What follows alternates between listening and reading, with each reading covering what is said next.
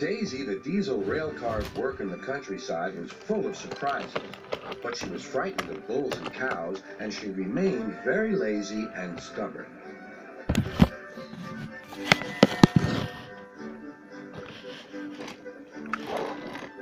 One day, Toby brought Henrietta to the station where Percy was grumpily shunting. "Hello, Percy. I see Daisy's left the milk behind again." "I'll have to make a special journey with it, I suppose." "Anyone would think I'd nothing to do," grumbled Percy.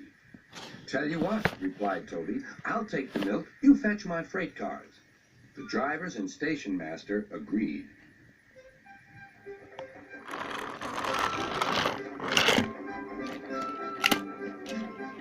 Percy had never been to the quarry before. He began ordering the freight cars about. "Hurry along," he said. The freight cars grumbled to each other. "This is Toby's place. Percy's got no right to poke his funnel up here and push us around."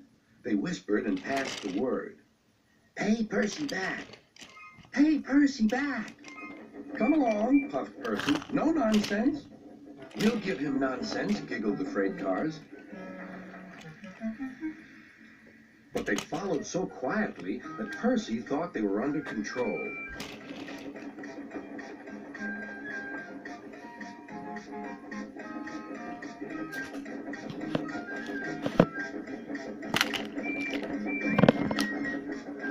Suddenly, they saw a notice ahead. "All trains stop to pin down brakes." "Beep, beep." "Brakes, conductor, please." But before he could check them, the freight car surged ahead. On, they cried. "Help, help," whistled Percy.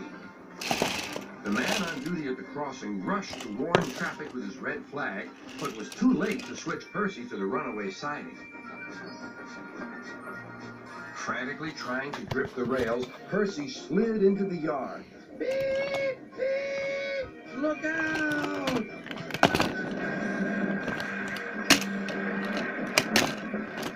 The brake van was in smithereens. Percy's driver and fireman had jumped clear, but Percy was stranded. Next day, Sir Topham had arrived. Toby and Daisy had helped to clear the wreckage, but Percy remained on his perch of freight cars.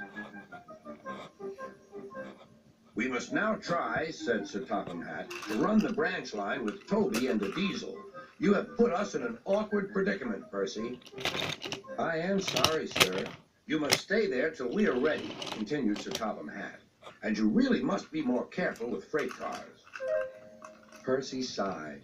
The freight cars groaned beneath his wheels. He quite understood about awkward predicaments. Sir Topham Hatt spoke severely to Daisy, too. "My engines work hard. I send lazy engines away." Daisy was ashamed. "However, Toby says you worked hard after Percy's accident, so you shall have another chance." "Thank you, sir," said Daisy. "I will work hard. Toby says he'll help me." "Excellent. What Toby doesn't know about branch line problems isn't worth knowing. Our Toby's an experienced engine." Next day, Thomas came back, and Percy was sent to be mended.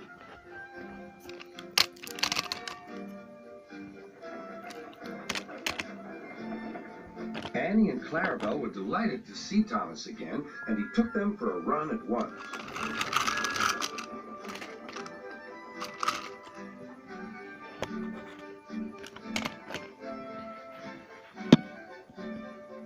All are now friends, and Toby has taught Daisy a great deal. She shooed a cow off the line the other day all by herself. That shows you, doesn't it?